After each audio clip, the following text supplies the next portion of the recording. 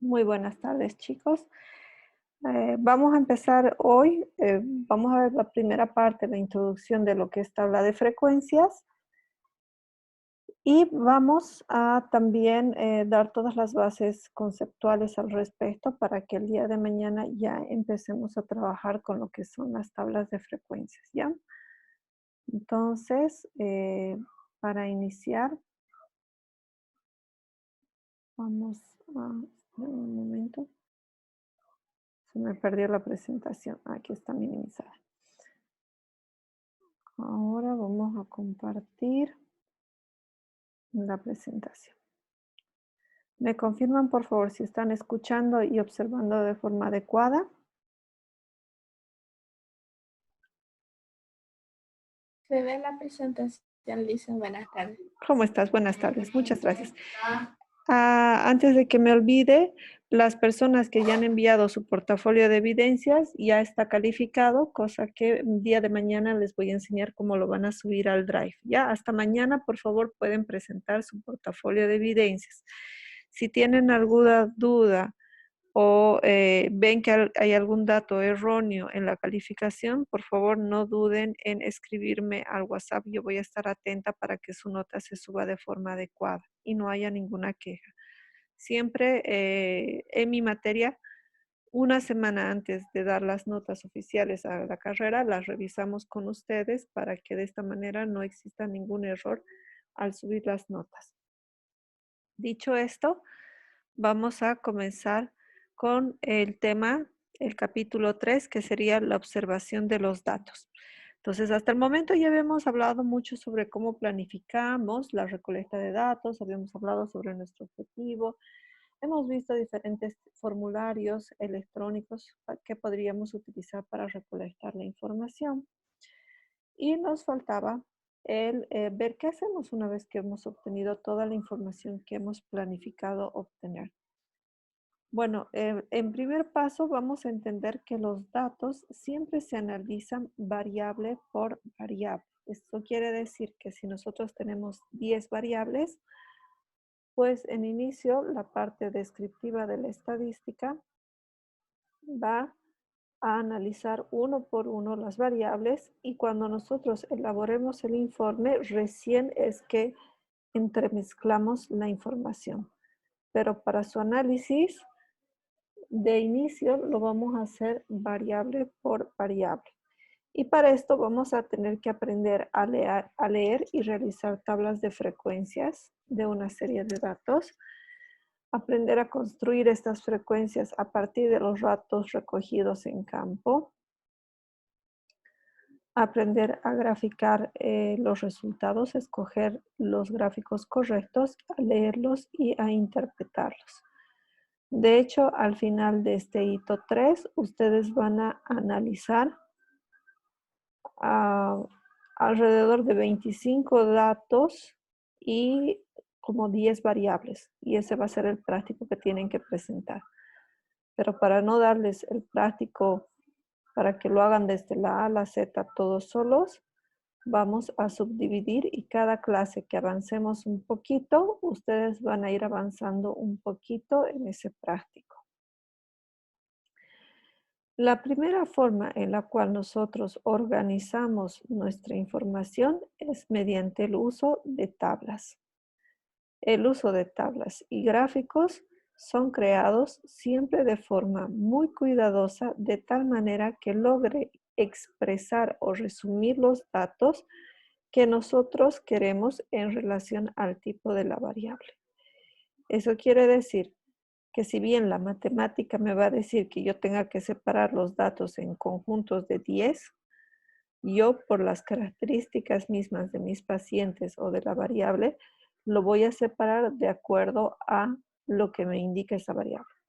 Un ejemplo, yo puedo separar la altura de 10 en 10 centímetros, ¿no? De 1,50 a 1,60, de 1,60 a 1,70, de 1,70 a 1,80, de 1,80 a 1,90, de 1,90 a 2 metros. Pero por ahí a mí, biológicamente, no me interesa conocer la diferencia entre los que miden 1,60 y 1,70. Por ahí para mí me es indiferente. Por ahí yo estoy trabajando con personas de baja estatura, por lo tanto, a mí lo que me interesa es conocer cuántos están por debajo de un parámetro establecido. Por ejemplo, cuántos de ellos miden menos de 1,50 m.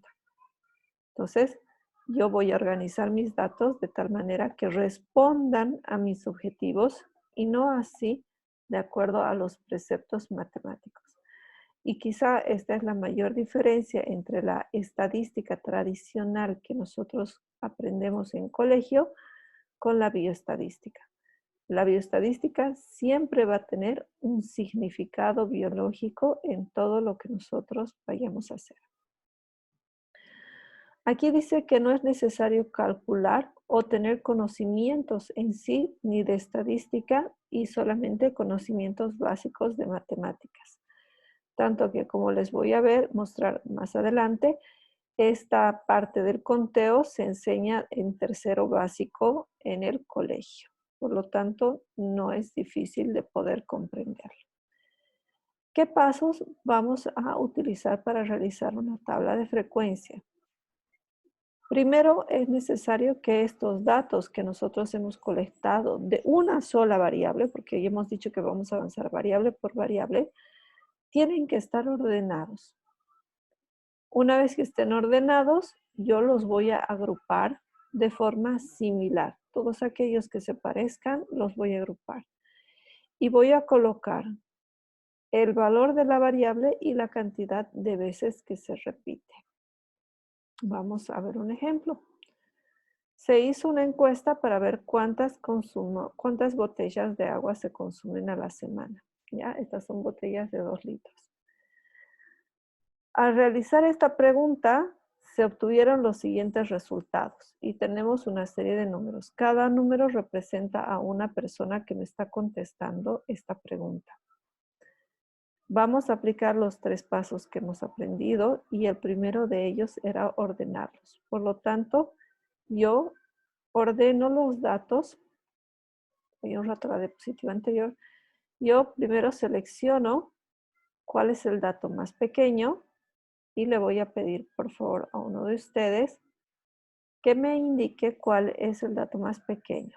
Por favor, un segundo, tengo una persona más que está ingresando en este momento.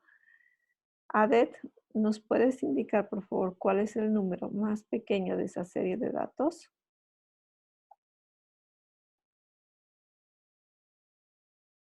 O si la puedes subrayar, también es válido. ¿Me habló a mí, licenciada? Sí, de estos datos que estamos observando ahora, ¿cuál es el más pequeñito? No entendí nada, estoy en la ducha. Oh, perdón. Ya, por favor, sal entonces de la ducha. Vamos a ver un video después para que se quede que todo esto claro. Vamos a pasarle la pregunta entonces a Alejandra Urapé, por favor.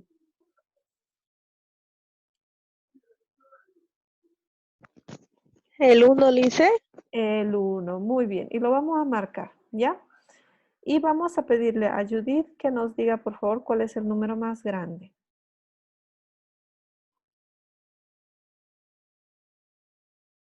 El 8, Lice. Muy bien, tenemos el número 8. ¿Ya? Y le vamos a pedir a Leslie que nos ayude a contar cuántos números tenemos en total acá. Todo, Lice, todos los números. ¿Cuántos números? ¿Cuántos números cuentas? Te voy ayudando con el... 1, 2, 3, 4, 5, 6, 7, 8, 9, 10, 11, 12, 13, 14, 15, 16, 17, 18, 19, 20, 21, 22, 23, 24, 25, 26, 27, 28. 32, listo. Muy bien, muchas gracias. Entonces, tengo 32 datos y fíjense que van desde el 1 al 8. Entonces, como tengo más datos de la distancia del dato menor al dato mayor, entonces yo puedo optar por la siguiente estrategia, que es el colocar los datos en una tabla directamente desde el 1 hasta el 8. Una vez que yo coloco en una tabla, fíjense, por eso se dice ordenar en orden. Esto de aquí es mi variable y del 1 al 8 son los valores que está tomando mi variable. Es decir, ¿cuánto vale la variable número de botellas? 1. ¿Cuánto vale? 2, 3, 4, 5, 6. El siguiente paso es contar cuántas veces aparece el 1. Y aquí me dice que aparece una vez. ¿Cuántas veces aparece el 2? También me dice que aparece una vez. ¿Cuántas veces aparece el 3? Y le vamos a preguntar a María Belén. ¿Cuántas veces está apareciendo el número 3? 3 veces, Lisa. Muy bien. Rosa, por favor, ¿cuántas veces aparece el número 4? Listen, yo recién ingresé. Ok. No, Entonces, presta atención. Le vamos a pasar la pregunta a Leslie, por favor. Leslie, ¿cuántas veces aparece el número 4? 2. No, está apareciendo 4. Perfecto. Vamos a pasarle la pregunta a Sumanei. ¿Cuántas veces aparece el número 5? 6. Muy bien. Y vamos a terminar preguntándole a, bueno, creo que la mayoría ya preguntó, María Belén. ¿Cuántas veces aparece el número 6? 8 veces, Lisa. Muy bien, muchas gracias. Yo termino. Aparece 7 veces el número 7 y 2 veces el número 8, ¿ya? Entonces, la frecuencia me está diciendo el número de veces que aparece el dato de mi variable. ¿Por qué es importante este primer análisis? Porque per se, solamente con contar la cantidad de veces que aparece un número, me da mucha información. Me dice, por ejemplo, que la mayor cantidad de personas, es decir, 8 personas, que es el mayor número que aparece acá, están consumiendo 6 botellas de agua a la semana. Y eso para mí es un buen indicador. Me dice que sus riñones de la mayoría de las personas están bien. Si yo sé que lo mínimo que deberían consumir son 4 botellas a la semana, también me está dando cierta información. ¿Por qué? Porque si lo mínimo es 4, las personas que están consumiendo 3 o menos, que enseguida las voy a marcar, las personas que están consumiendo 3 o menos, es decir, 4 personas, estarían en riesgo de padecer enfermedades de tipo renal, ¿ya? Una vez que yo tengo esa información, entonces solamente con ordenar y contar, yo ya puedo tener mucha información. Ahora, para que esto les quede un poquito más claro, me voy a tomar la libertad de mostrarles un videíto, así súper simple, súper sencillito, como para niños de colegio, para que recuerden a sus profes de colegio. Algo no me deja compartir. A ver. Vamos a compartir acá. Ahora sí. Entonces vamos a ver lo que es la tabla de frecuencias y el recuento de datos con un ejemplo, pero así muy sencillo. Espérenme un segundito que coloque el sonido de la computadora.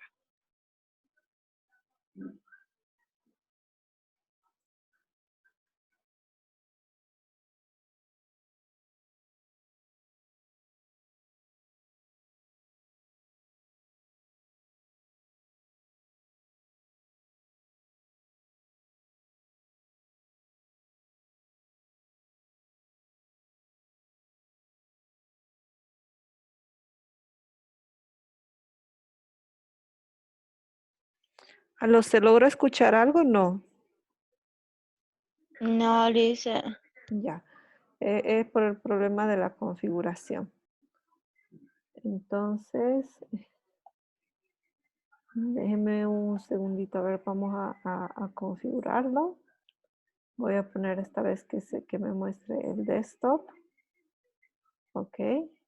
Y voy a pedirle aquí que me coloque el igual que el sistema. Ya me dicen por favor si se escucha.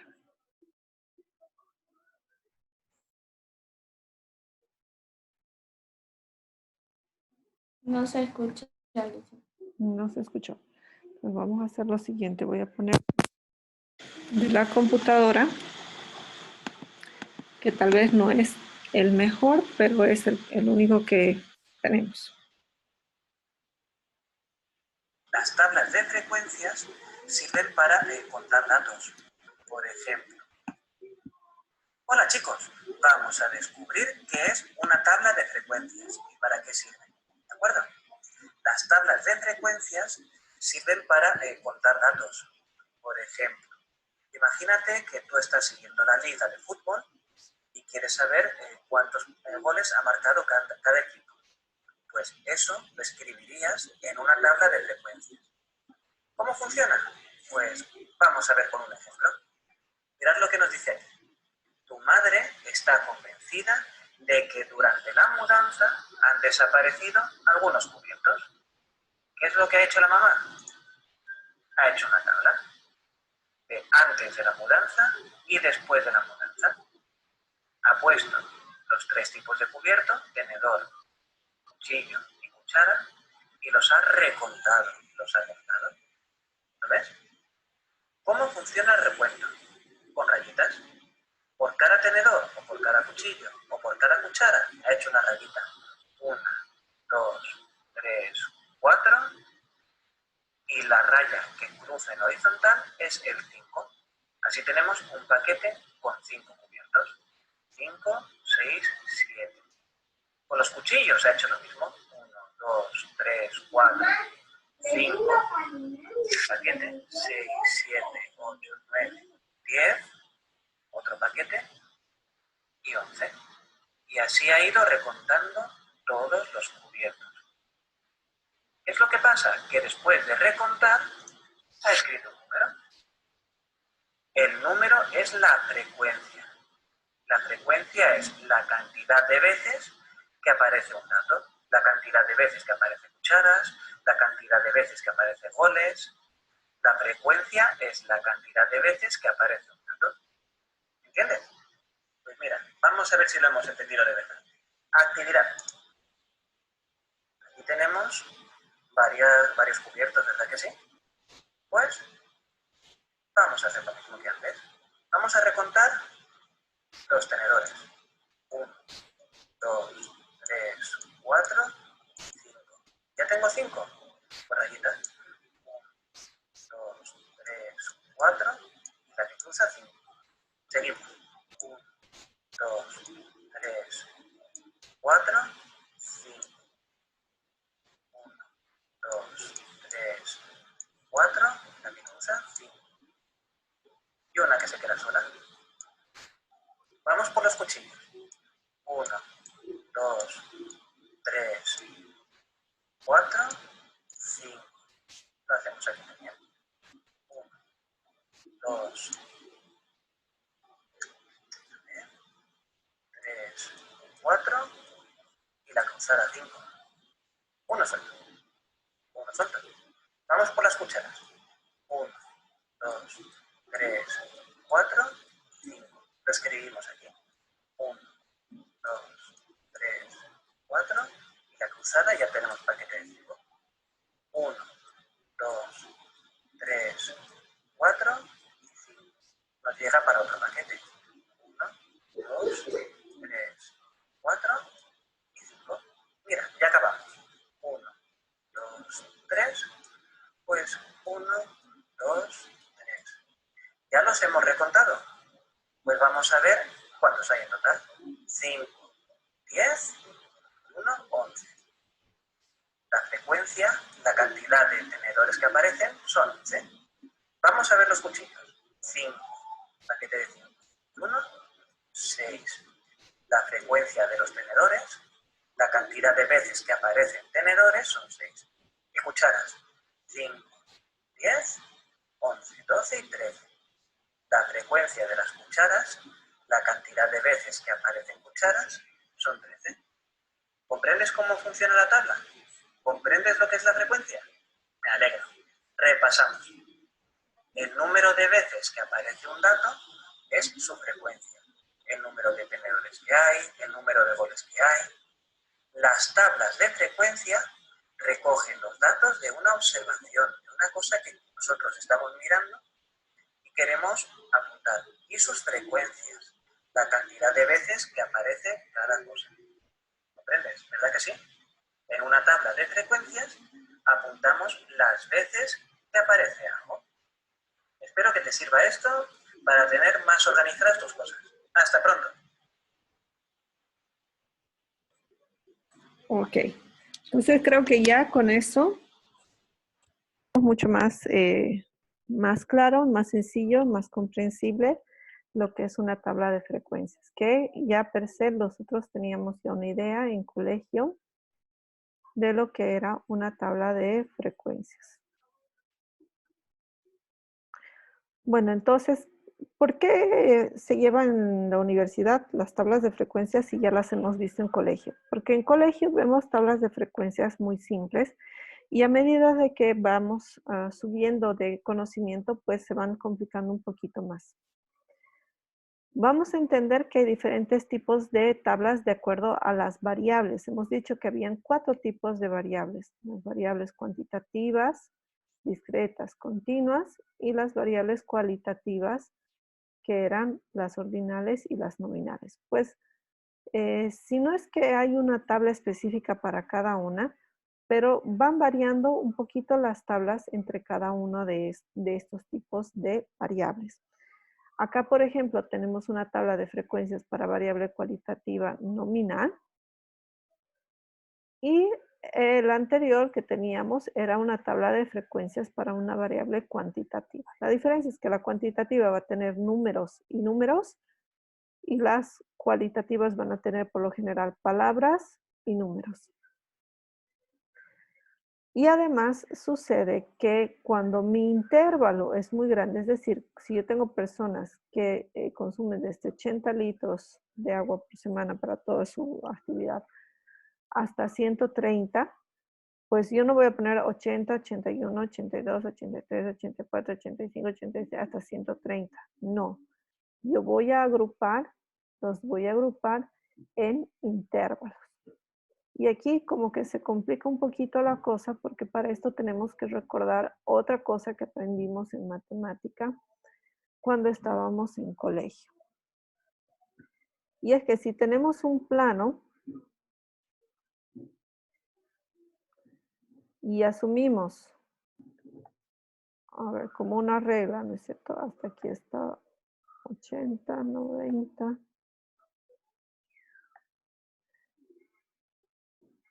Asumimos que son variables discretas. ¿Qué pasaba con las discretas? Entre un número y otro número no hay ningún número que se interponga entre esos dos. Entonces, si fuera esta una variable de tipo discreta, yo podría poner desde 80 hasta 89 litros. Y en la categoría siguiente, desde 90 hasta 99 litros. Y en la siguiente, desde 100 hasta 109 litros. Y en la siguiente, desde 110 litros hasta 119. Y aquí desde 120 hasta 130. Pero ¿por qué no puedo yo colocar de esta manera?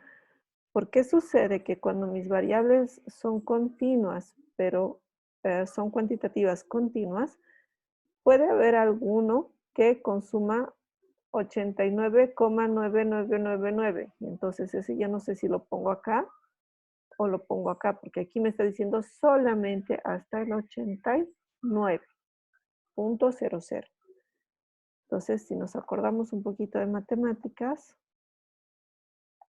tenemos aquí, por ejemplo, el 80, y esto era la teoría de los límites, no sé si se acuerdan. No sé si habrán llevado límites ustedes en colegio. Vamos a recorrer un poco más. Ahí está el 90, Y aquí está el 100. Entonces, si yo quería decir que desde el 80 hasta el 90, pero que no incluye el 90, yo tenía que hacer lo siguiente.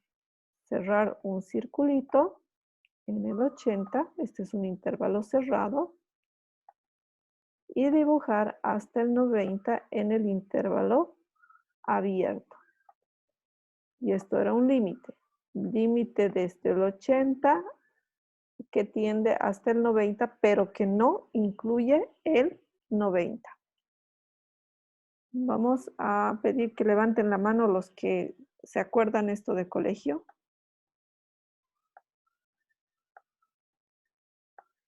¿Cuántos se acuerdan esto de colegio? Somanei, Judith, muy bien. Felicidades a su profe de mate. Ya para el resto, por favor, si pueden bajar la mano. Para el resto les voy a pedir, por favor, que vayan repasando un poquito lo que es la teoría de límites. No quiero que lo resuelvan ni me hagan ejercicios, pero que lo entiendan, ¿ya? Aquí lo importante es que si yo no puedo poner 90 y 90 acá, ¿por qué? Porque luego no sé si voy a trabajar con él. Si algún dato me sale 90, yo no sé si lo voy a meter aquí y allá.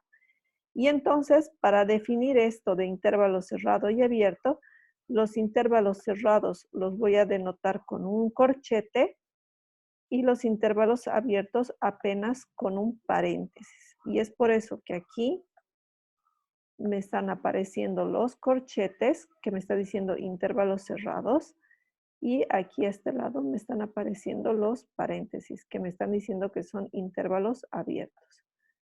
Para expresar mejor, en la primera clase, cada uno de estas líneas de acá se llama clase. Esta es la clase 1, la clase 2, la clase 3, la clase 4, la clase 5. Bueno, en la clase 1 voy a introducir todos los datos que empiecen desde el número 80 y que se acerquen al 90, pero sin incluir el 90. En la clase 2 voy a empezar desde el 90 y voy a extenderme hasta acercarme al 100, pero sin incluirlo al 100. Es decir, hasta el 99,999999 hasta el infinito. ¿Ok? Esto es algo muy importante porque llega a confundirse mucho. Los chicos confunden mucho en los intervalos abiertos y en los intervalos cerrados. No, por lo regular, aquellas variables bioquímicas donde yo utilizo cantidades muy pequeñas, por ejemplo, miligramos, picogramos o concentraciones, van a sufrir de este problema. Pero el resto no van a sufrir de este problema, ¿ya? Muchas de las otras variables no van a tener que verlas de esta forma. Hasta aquí tenemos preguntas. Ojo que después ustedes tienen que armar sus tablas de frecuencias. Yasmin. Listo, en una pregunta.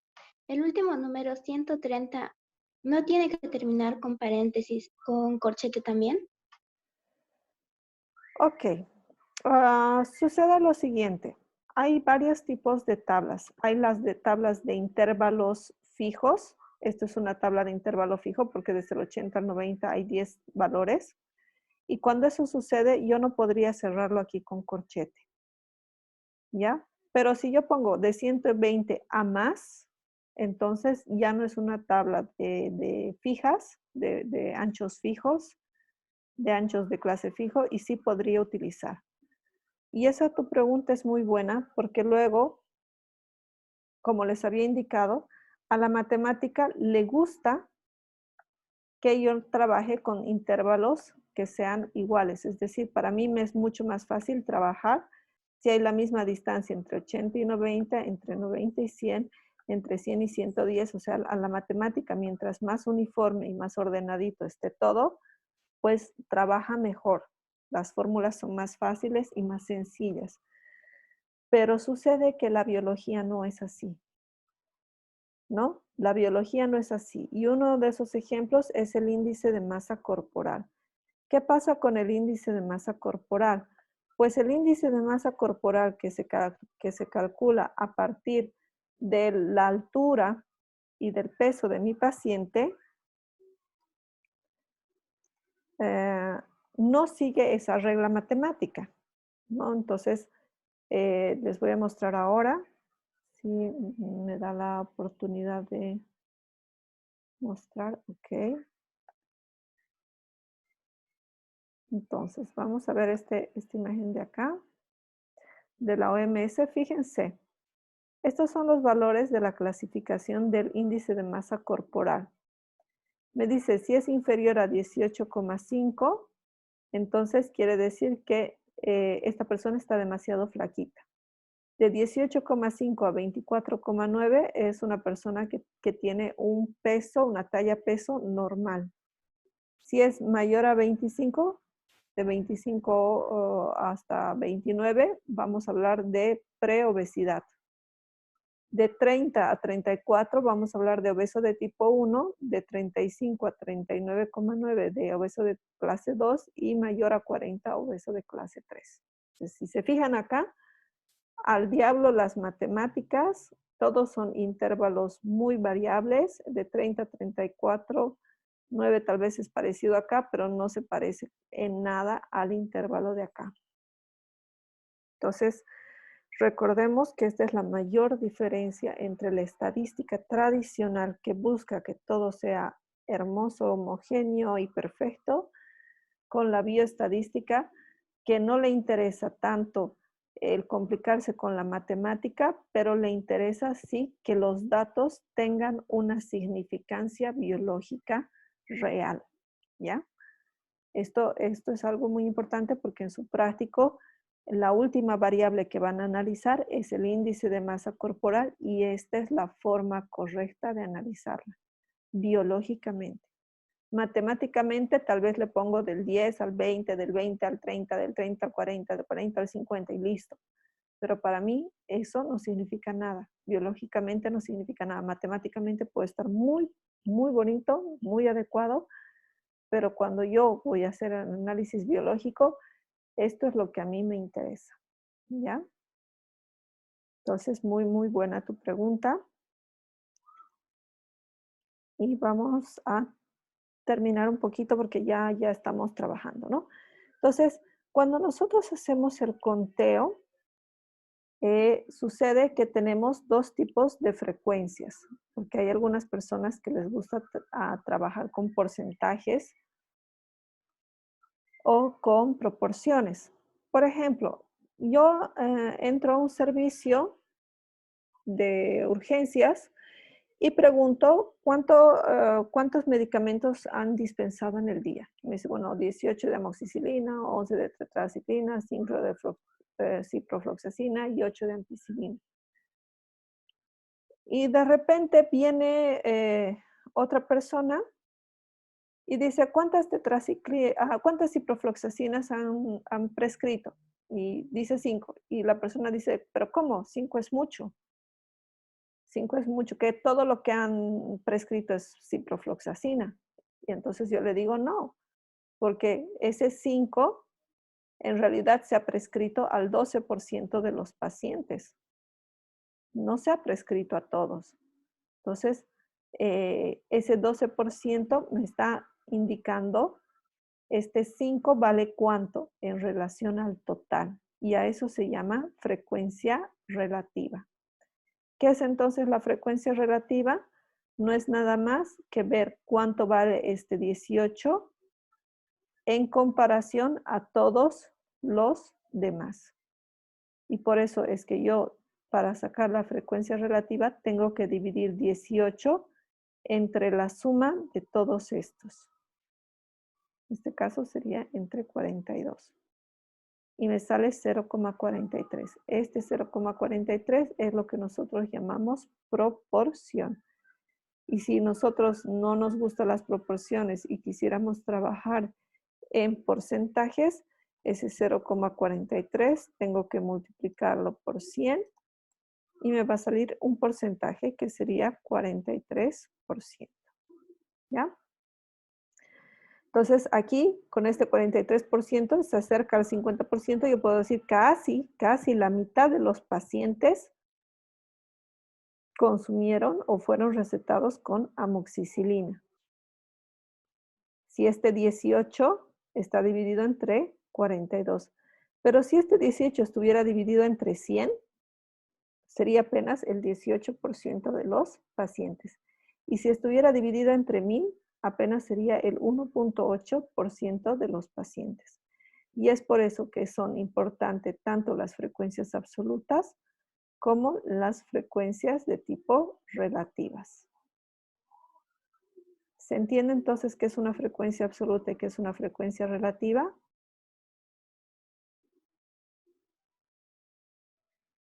Bueno, espero que sí. Ya nos queda menos de un minuto. Bueno, entonces vamos a decir que las frecuencias absolutas es el número de veces, el conteo real del número de veces que yo estoy observando algo, ¿ya? El dato de mi variable. Mientras que la frecuencia relativa va a ser aquella que esté en relación al número de datos. Entonces, aquí yo tengo ya una tabla donde he calculado todas las frecuencias. Es una tabla completa. Y rápidamente les voy a decir qué es lo que dice cada dato. Esta es la variable. Por ejemplo, número de botellas de agua consumidas. Esta N es la frecuencia absoluta, la cantidad de personas que consumen esta cantidad de botellas de agua. Este de acá es el acumulado. Ya, para entender el acumulado, si aquí tenía una persona y se añadieron 2 más, ahora tengo 3. Si se añadieron 3 más, ahora tengo 6. Si se añadieron 3 más, tengo 9. Y si se añadió una más, tengo 10. ¿Ya?